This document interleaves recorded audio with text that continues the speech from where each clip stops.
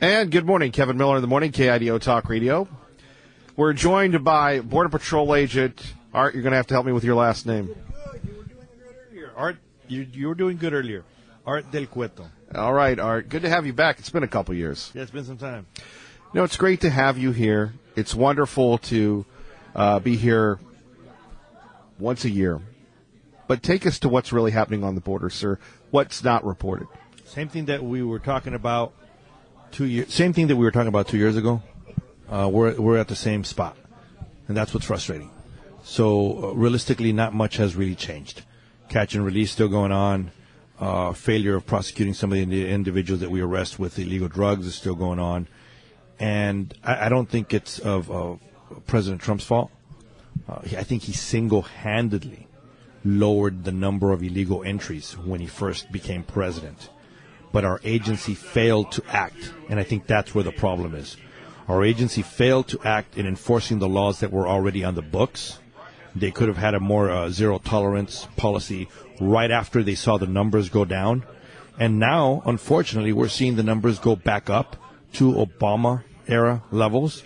And catch and release is still going on. That's frustrating. It's very, very frustrating. How dangerous is it? It's very dangerous.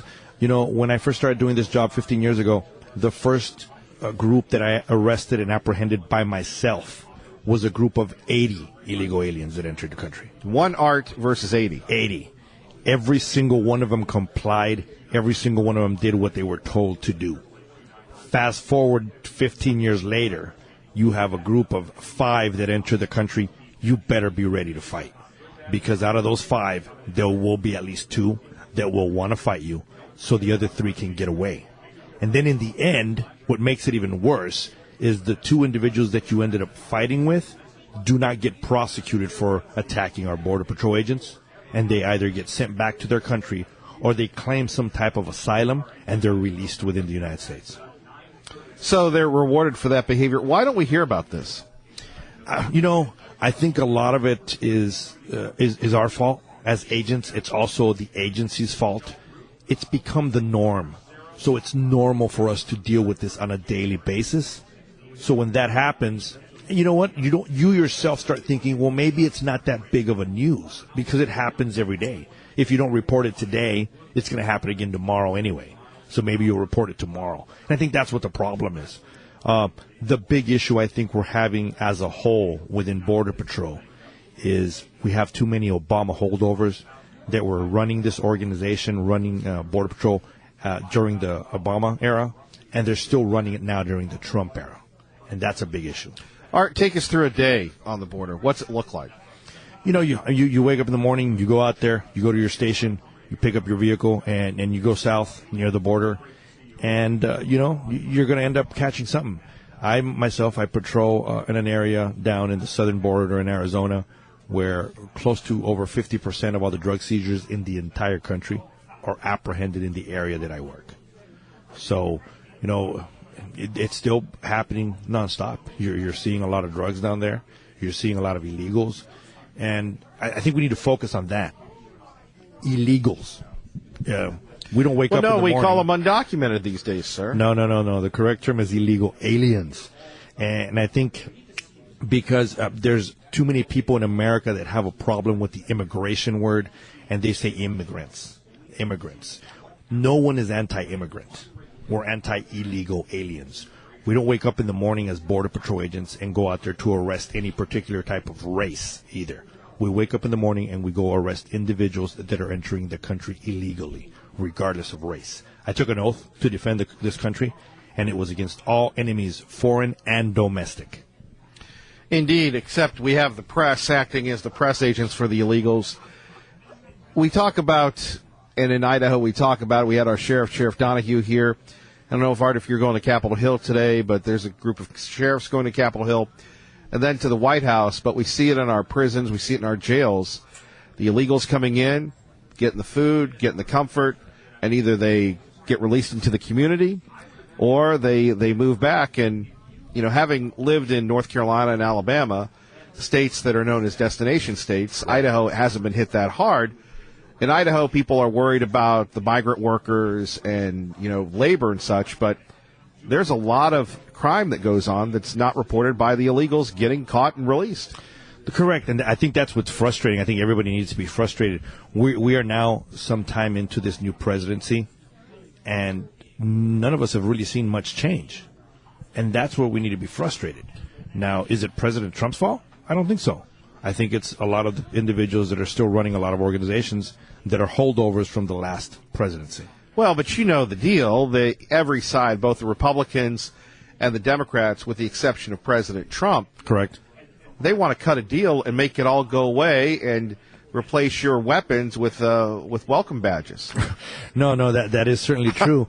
But I mean, something needs to be done at this point. You know, I think we need to come to the table, and they need to figure out what to do, because obviously what we've been doing is not working.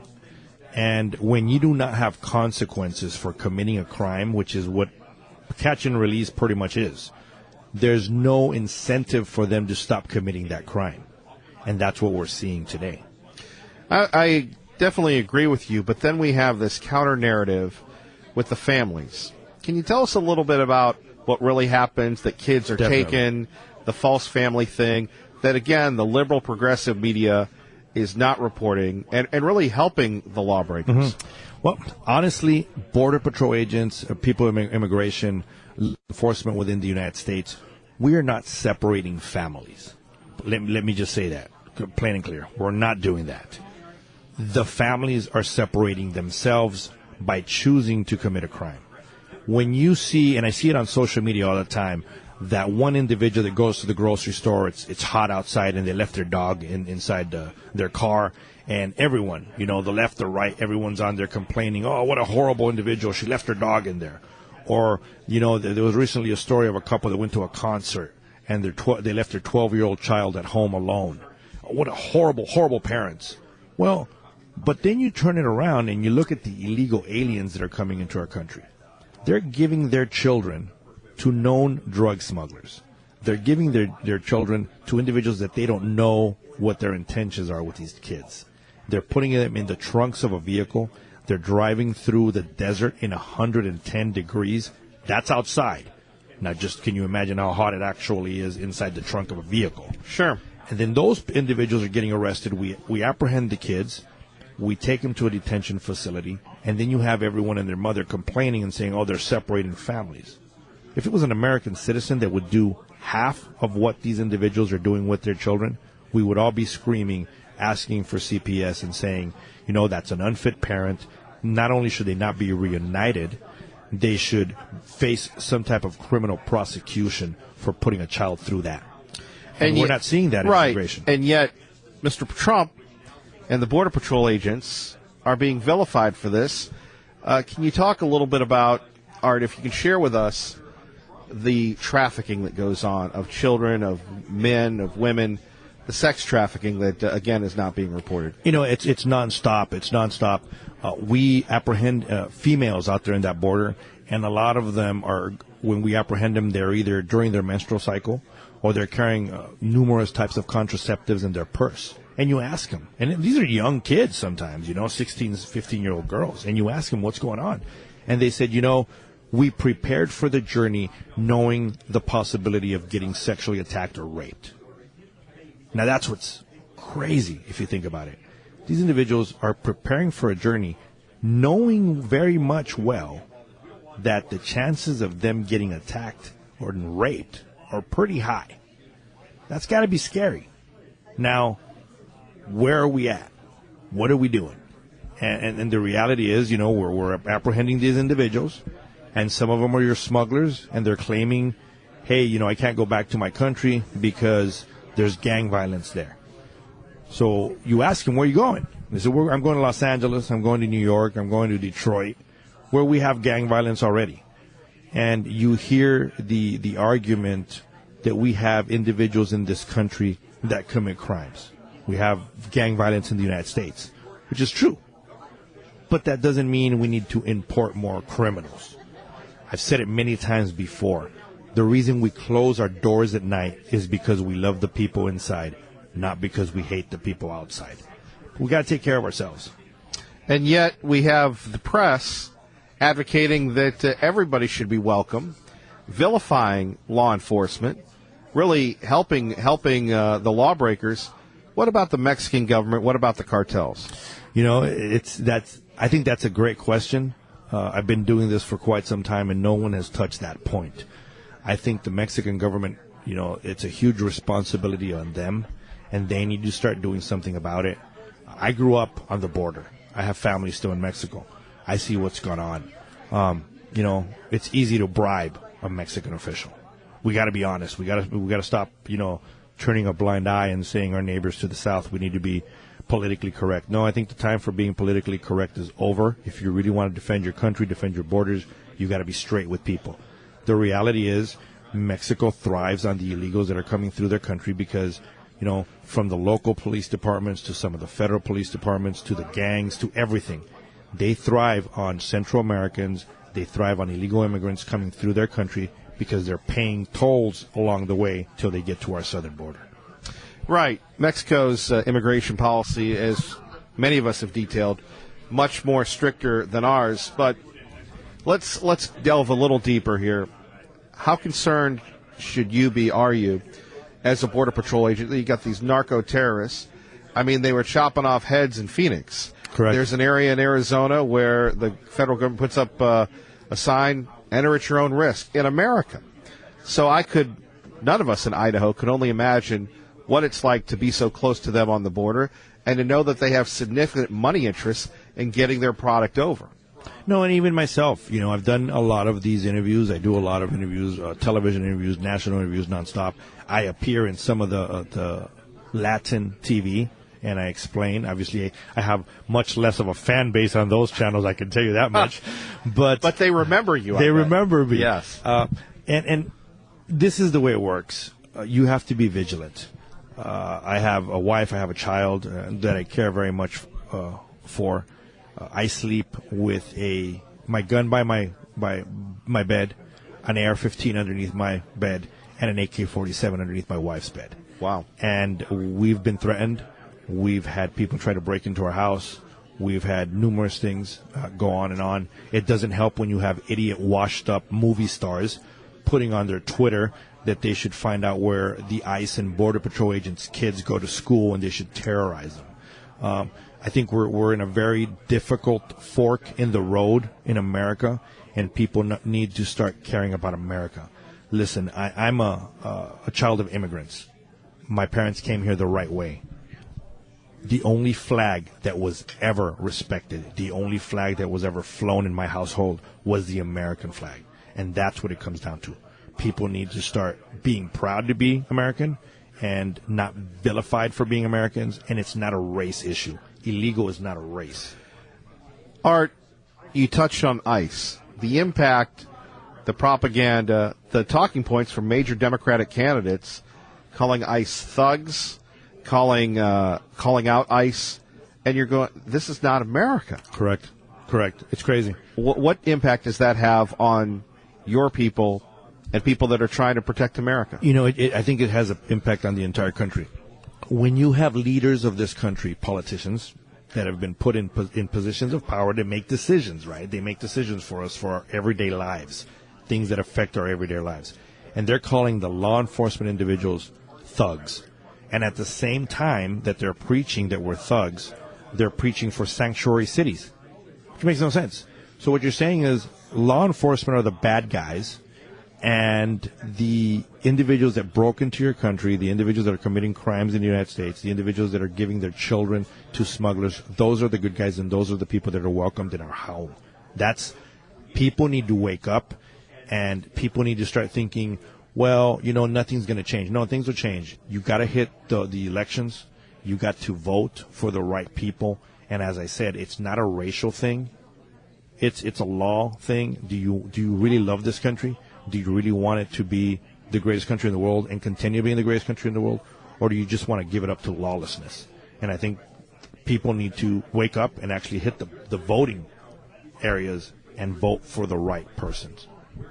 Art, God bless. Thank you very much for having me. I appreciate it. Stay safe, and God bless. You're listening to Kevin Miller on KIDO Talk Radio. And let's go to Hank. Hank, good morning. You're on KIDO Talk Radio. Thanks for your patience. Well, good morning. Ted Cruz, before we get to the main point, made a statement about a vacancy 60 years ago. In 1956, Eisenhower appointed to that vacancy Justice Brennan, one of the most liberal judges on the Supreme Court. And by the way, one probably more so responsible for the social liberal revolution, such as banning religion from schools, the prayer and whatnot. Those two, and his other appointment was Earl Warren to the court. Those two were the most liberal judges, and this was done by a Republican president, Dwight D. Eisenhower, back in 1953 and 56. And the irony was Brennan replaced a more conservative judge that Truman had appointed, Sherman Minton, to the court. So there are consequences. And now getting to the main point, I fear what will happen in this if the Republicans aren't careful is that we're going to have Trump is going to appoint a third judge in there. I'd say better than 50% because basically Ginsburg's health is failing. She can't even stay awake during hearings, and even though she's going to try her best, they may have to carry her out in a casket. Otherwise, Trump has got more than 50%. I think we'll have the possibility of a appointment being either shot or violence being done to him. The Democrats are going to ratchet this up where it's going to get out of control. And I think there's going to be consequences. And I think Grassley did the wrong thing by not evicting these people when they started making a disturbance. I think that for the safety of the yeah, I really didn't understand that, Hank. When you got these nitwits running around, going crazy, and I don't know why the cops didn't get in there and give them the heave ho. Yeah, but the consequences is these people were in proximity of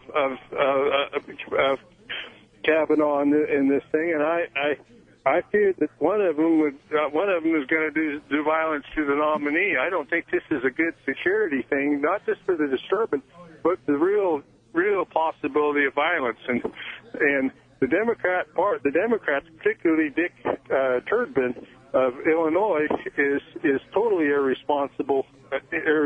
He was the one that organized this, put this together. I think some of these people, like particularly him, Dick Durbin, needs to pay the consequences for their behavior in this, and I don't think he's responsible at all. And I think the Republicans need to talk to their Democratic colleagues and say, all right, if you do this sort of things, there's going to be consequences. I don't think that. Well, I don't think they don't fear the Republicans. No, I think they're acting out of fear of the mainstream media. I think Grassley's behavior has everything to do about how the mainstream media is going to target him. I think that has a lot to do with Grassley's behavior. I agree. Hank, thank you for the call. Thanks for your patience. Anything else? No. Well, thank you for having me on. Thank you, Hank. Appreciate Bye. you. We are here to decide whether or not to rubber stamp Donald Trump's choice of a pre-selected political ideologue nominated precisely because he believes a sitting president should be shielded from civil lawsuits, criminal investigation, and prosecution, no matter the facts. Can someone translate that for me? Kevin Miller in the morning, traffic and weather together. Channel 7's Eric Everett. Boy, this is a hot and heavy week. We are broadcasting live from Washington, D.C., just about a block from Capitol Hill, our annual sojourn to the nation's capital, thanks to our friends with the Federation for American Immigration Reform. We will be here taking your calls, not only on immigration, but we've got the Judge Kavanaugh hearings, and we've got a little thing called Nike. Just do it, right? What were they thinking? People are burning their Nikes on Facebook and everything else. And here's the other thing. When will athletes and entertainment companies and even people we buy products from just provide the service that we love? And I know in the past Nike has been very involved with progressive, liberal, demented social issues. But all we care about is whether or not their shoes look good, right? Let's bring back the Nike Cortez. Let's bring back the Air Jordan. Let's bring back some sanity. Is that asking too much? 580-5436, 580-KIDO. And like I said, watching that hearing yesterday, I just wondered what country the Democrats were from. You've done everything in your power to show those far-right groups that you will be a loyal soldier on the court. Right. Are there any questions that the Democrats had? Legitimate? I hope that at the end of this, you will ask this committee to suspend until we are given all the documents, until we have the time to review them, and then we resume this hearing. What I'm saying to you is basically this. If you will trust the American people, they will trust you. But if your effort today continues to conceal and hide documents, it raises a suspicion. We'll talk about that next. Kevin Miller, KIDO Talk Radio. Good morning, Doug. Good morning, Kevin. And joined now by Chris Chemalinsky of Numbers USA. When you think of Numbers USA, they're doing the dirty work to find out really what's happening, with the numbers, with the impact of illegal immigration. Chris, good to have you on again. Thanks for having me. When we take a look at where we are, we've got a lot of folks in the liberal media saying, oh, these families, oh, this, oh, that. But economically, what's the impact, whether it's Idaho, whether it's Iowa, whether it's Indiana, that the illegal immigration has on the workforce? Yeah, and that's what it really boils down to, and something that, really the national discussion, the national debate over immigration, we've lost. You used to have these discussions 10, 15 years ago, but the bottom line is we bring in about 1 to 1.1 million new legal immigrants every single year. You bring in another 1 to 2 million guest workers every single year. Those are all workers that are competing with American workers, and yes, we have very low unemployment right now, around 4%. But when you still look at the number of working age Americans, 18 to 65-year-olds who are not in the working force and are not counted in that unemployment rate, who would like to be back in the workforce, that number still it's still in the high. It's 7-8 million folks that want to get back into the labor force, but they just don't have that confidence yet that the labor, it's getting there, but they don't have that confidence yet. And we haven't seen wages increase in 10 to 20 years for middle class and lower skilled workers. So a lot of that is because of these high number of foreign workers that we're bringing in every single year to compete with them. It's the simple economic laws of supply and demand. You have a huge supply of labor, and it's going to keep costs, which in this case is wages, going to keep wages down. What do you say to the argument, though, that these folks are doing jobs that Americans won't do? We hear that in Idaho quite a bit with the migrant workers and everything else. And on the other hand, you have the argument that we're subsidizing these folks because of the medical education, the housing, and everything else. You are Numbers USA. What are the numbers? Yeah, so, to answer the first part of that question, ask some of the Disney workers that were laid off at Disney because they were replaced by high-tech foreign workers. Ask some of the workers at Cisco and some of these other high-tech companies across the country, Facebooks and the IBMs and the Apples of the world that rely on H-1B high-skilled foreign workers to fill their jobs because they quite frankly, they cost less than American workers do. So they're not doing jobs Americans won't do. They're doing jobs that Americans really, really, really want to do, but they want to get paid a fair market wage. And some of these foreign workers, they're absolutely willing to work for less. So I don't buy that argument at all. And in fact, the Center for Immigration Studies came out with a study just last week that found that there's only a handful of jobs, industries where there is a majority of immigrant workers. In pretty much every other industry, including things like, maid service and food service, it's majority native-born workers working in those industries. So you do see Americans working these jobs, but in places where you have a high percentage of foreign-born workers, you're going to see more foreign-born workers working those jobs, and typically those are more of the high standard of living type places, a place like San Francisco where it costs a fortune to live, here in Washington, D.C., New York City, places like that, where it's very expensive to live. So even lower skilled workers are wanting to make $20, $25 an hour because that's how much they need to make in order to make ends meet.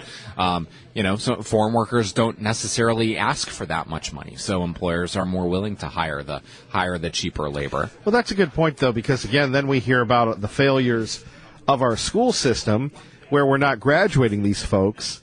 And Chris, you bring up the point, we talk about this KIDO Talk Radio a lot, of what happened to the Disney workers. So where is Walt Disney an American icon. And where's the disconnect between the folks at Disney saying, well, we can do it cheaper with the foreigners, with less rights, less wages, than these Americans that have done everything right? STEM education is a big push in Idaho and across the country.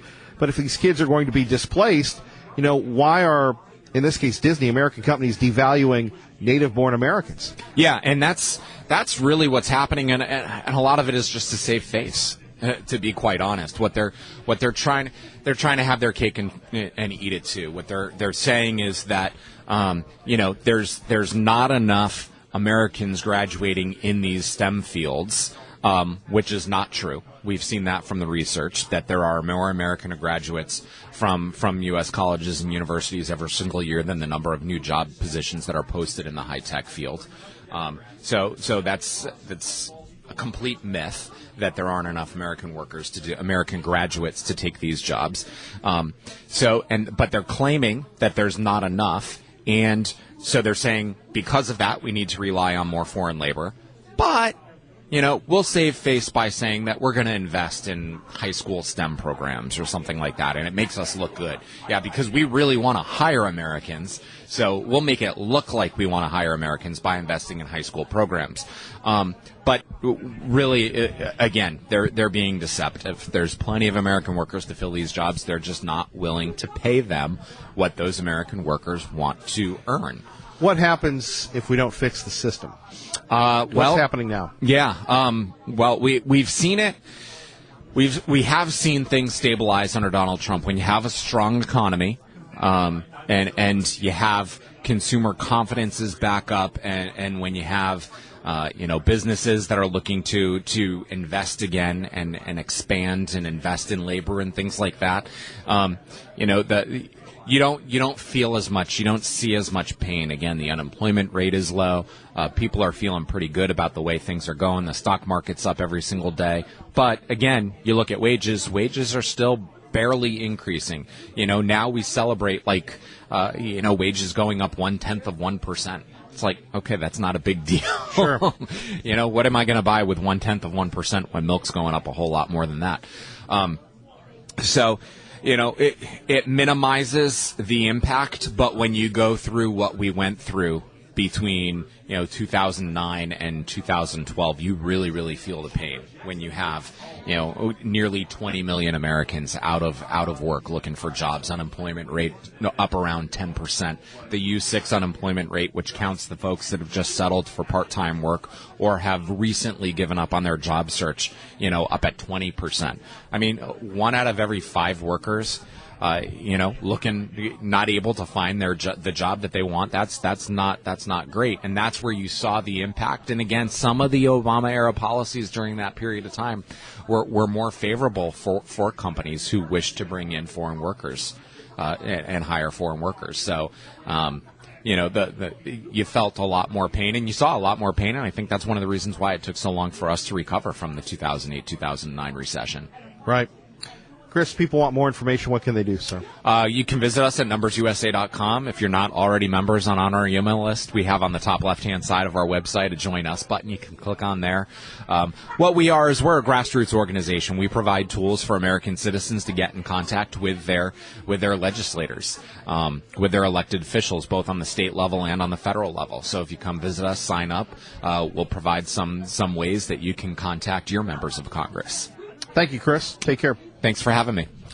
580-5436, 580-KIDO. Kevin Miller in the morning here, taking your phone calls, 580-5436.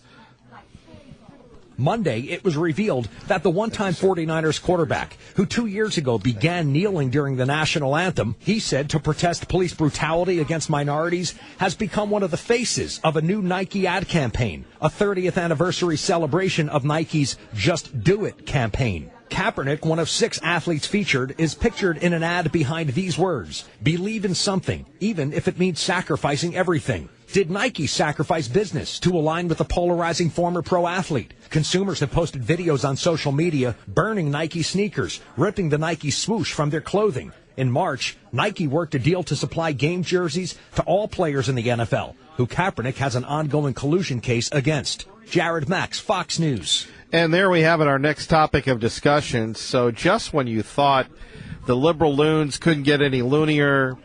Beaverton, Oregon's pride and joy. Portland's little subdivision. Nike decides that they want to get into the Colin Kaepernick game, suing the NFL.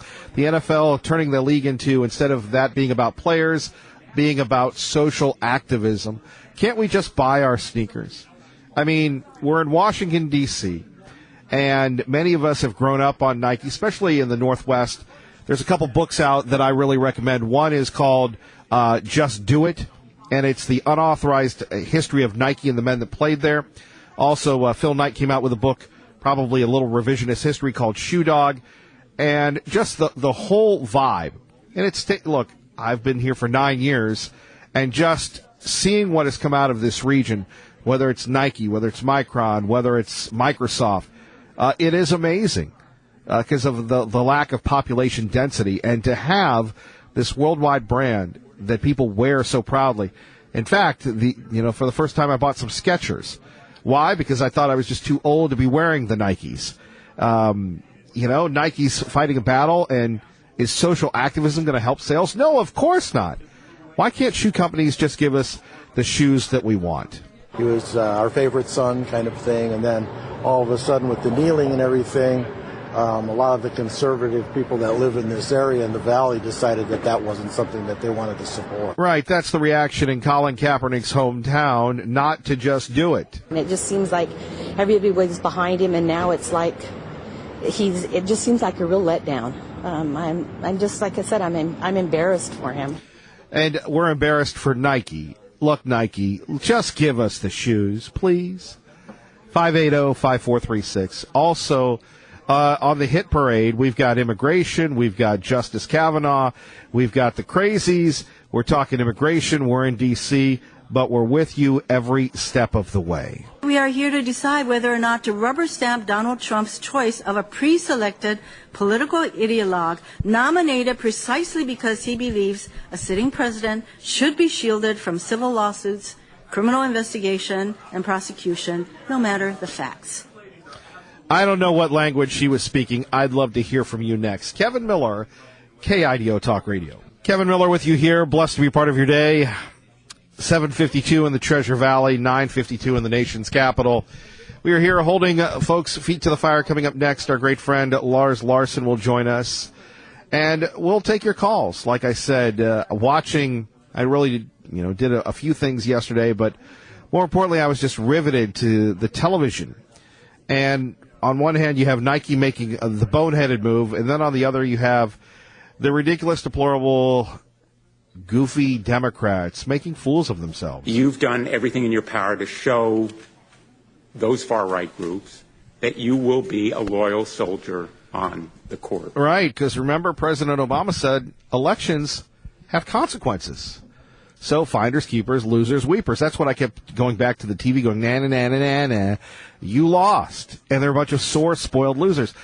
This is the problem with the Republicans. You ever see the movie The Untouchables? You ever see the movie The Untouchables when Sean Connery is telling Kevin Costner about if they bring a knife, you bring a gun. If they bring a gun, you bring a tank. The Republicans for many years have just been simply sitting back going, well, we want to be good. Do you think Elena Kagan, Ruth Bader Ginsburg, Sotomayor got this? No, you had 95 people voting for them. The Republicans have to be tough. And let's hope that they continue to be tough because the Democrats are taking the gloves off. Let's go to Jerry in Nampa with Kevin Miller on KIDO Talk Radio. Good morning, Jerry. Good morning, Kevin. Say regarding the Nike issue, they aren't the only shoemaker in the world. Well, or recreational company that doesn't start with a C, it starts with an S. But she's in shoes and footwear, and they don't even carry the Nike brand in their stores. So they sell plenty of shoes regardless.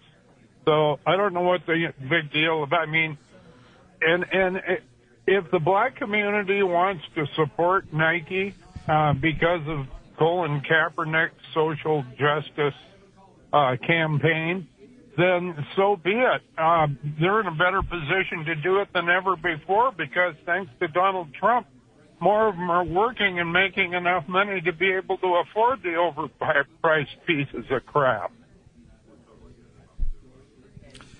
Well said. Well said, Jerry. But why don't they just stick to selling shoes? Well, who cares what they do?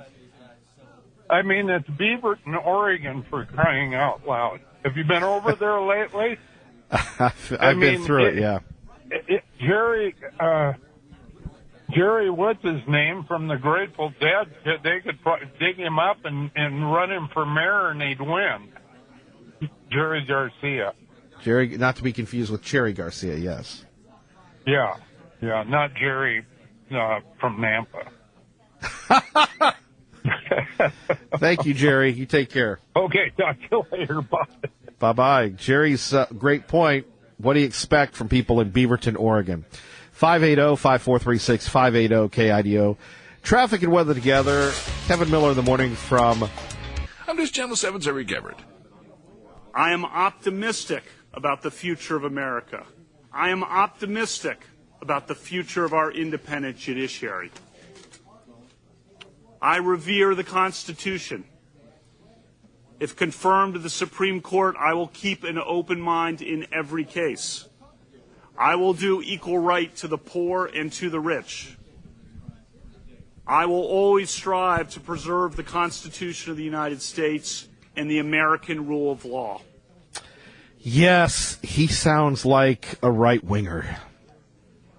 Remember the criticism of Brett Kavanaugh, besides Laura Ingraham going, oh, he's the best ever, I've known him for years, that he was a Bushy, that he wasn't down with the conservatives. He wasn't as conservative as Amy What's-Her-Name or the other guy, that he wasn't conservative as our great friend Bill Pryor in Atlanta, but he could get through. What the Democrats are trying to do is just make it untenable for anybody to get through. How would you like to be a member of the Kavanaugh family, a guy that, what does he do? He donates money to his church, he volunteers, he's a girls' basketball coach, little girls, and he walks his family in, his friends, his family, his kids, his wife, and to be put through that, you can't tell me that that's not going to have an impact on him when he gets to the Supreme Court. And poor Senator Grassley just taking the hits all the time. You know, I love how the media continues to revise history. And here's the other issue. This is why what we do in Idaho is so important. And everybody else can be flippant and they can have a good time. But our message needs to get out. We need to continue the fight because they would love to trample voices like ours. And to do that, very simply, then they would win because they would just get their side out. That's what they're looking forward to doing. And we can't let that happen. We can't let Camilla and others run wild. Judge Kavanaugh, I am concerned whether you would treat every American equally or instead show allegiance to the political party and the conservative agenda that has shaped and built your career. Right, as if being a conservative is bad. Did any of the Republicans say to Liberal Kagan, Liberal Mayor, Sotomayor, hey, I'm concerned about you being a lib? They can dish it out, folks, but they sure can't take it. Coming up, more of you with me from D.C. God bless. Kevin Miller, 107.5 FM, 580 AM, KIDO Talk Radio. Good morning.